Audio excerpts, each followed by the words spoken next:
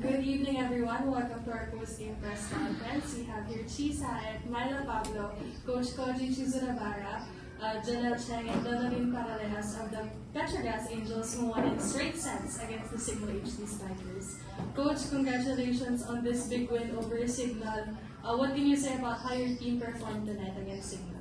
Yes, today game was too hard game. Yes, but my player did the best, good defense and block and defense, good make a cross relation. So good working. So and the libero also and today also is a center more aggressive toss. So my middle spiker and the side spiker opposite also they can best performance. Yes. Today's game was a hero center. So and she's a new center. This time we have every time too hard game, so she has no chance. But she will be on the court 2025. Today is the round. Thank you, Coach. And for Myla, yung straight set win over Signal, ano lang siguro yung masasabi mo na parang sobrang pulido din ng laro ng Petrogas against Signal? Siguro po, kinuha talaga namin yung momentum namin sa mga 3 wins games namin. Kaya sabi nga namin, tulong-tulong lang kami as a team. Kung ano yung ginagalaw ngayon, kailangan tuloy-tuloy kami. Kaya yun nga, na parang tulong-tulong din sila MJ. Actually, halos lahat naman nag-contribute din. So, yun din naging maganda yung resulta namin this game. Thank you, Myla. And for Janelle and she, as playmakers of Petrogas, gano'n lang siguro yung pride nyo rin na ang lalakas ng mga attackers ng Petrogas na nakatulong din sa panalo nito. I think siguro malaking factor yung pass namin today. So, nung first set medyo on-off, pero at least naka-recover kami. So, syempre kaming setters, yun lang din kami kukuha ng magandang kumpiyansa sa pass. And then, syempre, kung maganda yung pasa namin, madi-deliver namin ng maayos sa spikers. Sa akin naman, siguro nagkaamuyan lang talaga this game. Like, kahit anong set, kahit anong receive, or na gagawin namin ng paraan. And for Donna, yung nga na-mention ni Coach na in the past few games, medyo hindi ka pa na-feel, pero in 2025, mapapalaro ka na. So, ano lang siguro yung masasabi mo natututunan mo sa mga setters din ng Petrogas? Sa training naman po, kung ano po yung tinuturo ko ni Coach Cody sa mga artist ko po na setter, tinuturo niya din naman po sa akin. So, ayun po, sa akin po na parang hindi naman po ako naiiwan sa mga tinuturo ni Coach. So, na-adapt ko din po. And hard work din naman po ako para po pag, yun nga po, ginamit po ako ni Coach is magagawa ko po ng maayos. Thank you. The floor is open for questions. For Myla, yun nga, itong tuloy-tuloy yung panalo, maganda lang yung pinakita mo. Kumbaga lang yung naging drive mo para mag-perform ng ganito sa Petrogas. Kasi kumbaga kinuha ko yung kumpiyansa ko sa sarili ko and also sa mga teammates ko and the coaches. Kumbaga kung ano yung binigay sa akin role sa team, kailangan magtrabaho ako. Kasi syempre, minsan lang ako bigyan ng chance to play, bakit hindi ko pagawin yung best ko. And syempre, andun din talaga yung mga sumusuporta sa amin, lalo yung mga Petrogas fans and sa mga nagtitiwala sa akin. Malaking bagay din talaga sa akin yung nakaka-boost ako ng confidence ko sa loob. And yun nga, magkaka-long break. Paano mo na lang ito isusustain and hihigitan palalo na mas mahirap na pahirap next year? Siyempre for next year, yung mga games namin, we know naman ang haba ng break namin. Pero siyempre, mag-training pa rin naman kami. At siyempre, hindi naman na kailangan sabihan yung mga teammates namin mag-workout. I think kailangan talaga is alam nila sa sarili nila kung paano nila i-maintain yung katawan nila for the next game namin.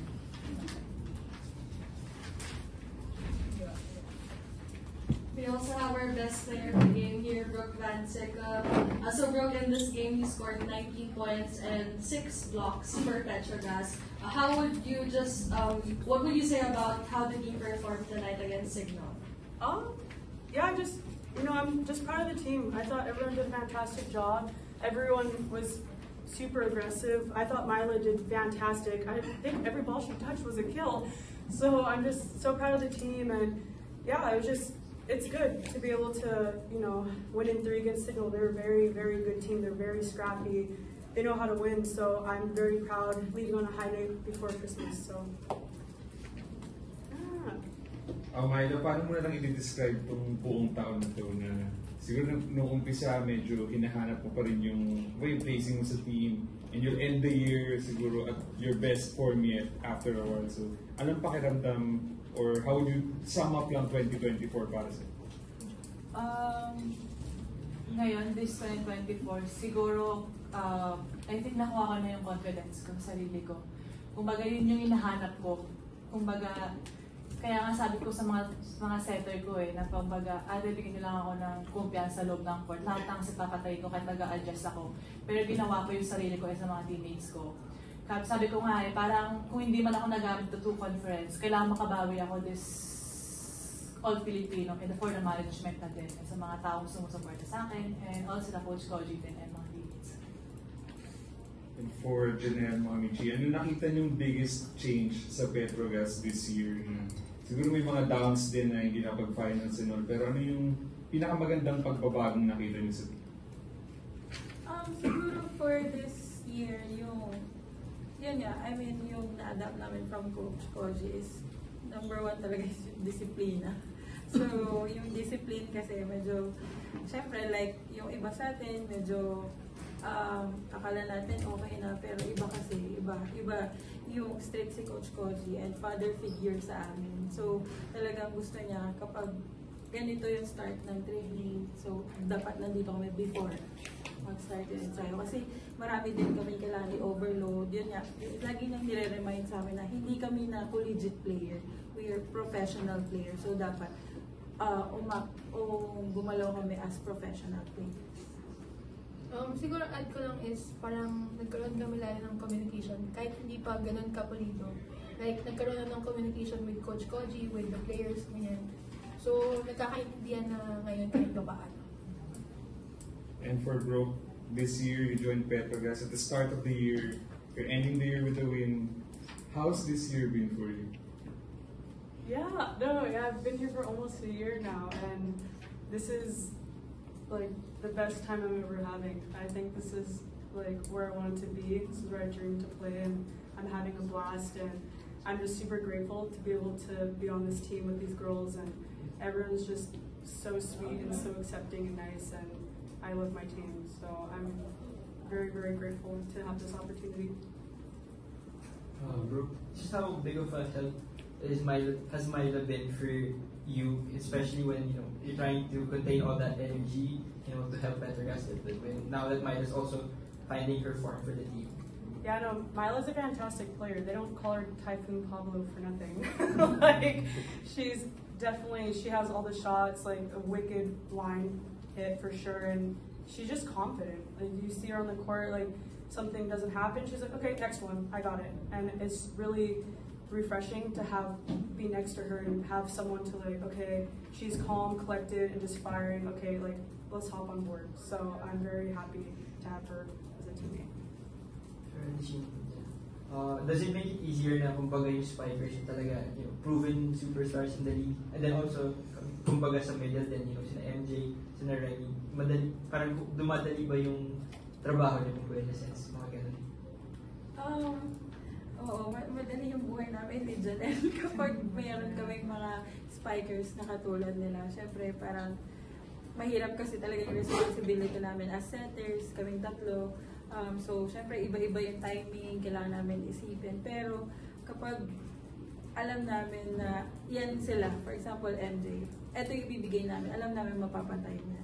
And likewise, kay Rem and Casey sa iba pa namin yung Myla, aside from winning, ano yung one thing na nilo-look forward mo sa 2024? Sana makuha namin yung goal namin sa team. Siyempre, kumbaga, ilang taon na lang kakasama. So, yun naman talaga yung goal namin Kumbaga, matagal na magkakasama, kailangan meron kaming goal na isa or magsama-sama kami as a team, manalo o matalo. kailangan sama-sama pa rin kami.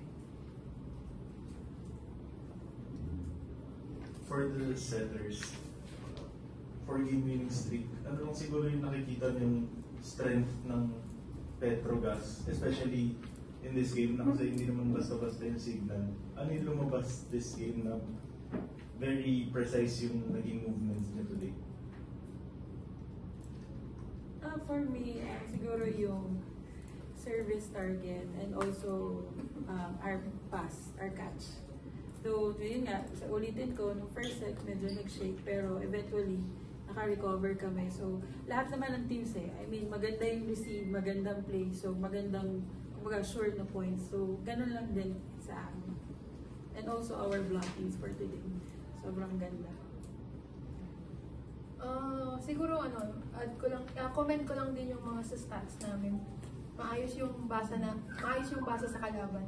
And yung mga support every game na nasa gilid. Na nasasabihan kami agad kung ano yung butas ng kalaban, kung saan namin dadalhin, kung paano set. Coach, what are your plans for the vacation, for the break? Oh, Yes! break? No, nothing to break. We have to prepare the next game. Yes, don't need Christmas, don't need opinion. No. Starting tomorrow, break, but Monday starting the practice. We actually do have practice on so am I. Yes, now this time, this almost we have to prepare more because next team, Sigar, JTO also a strong team. So my team need more practice. So they don't need Christmas. Thank you, Coach. Thank you, Chi. Merry Thank you, Christmas. Mother. Thank you. Thank you so much.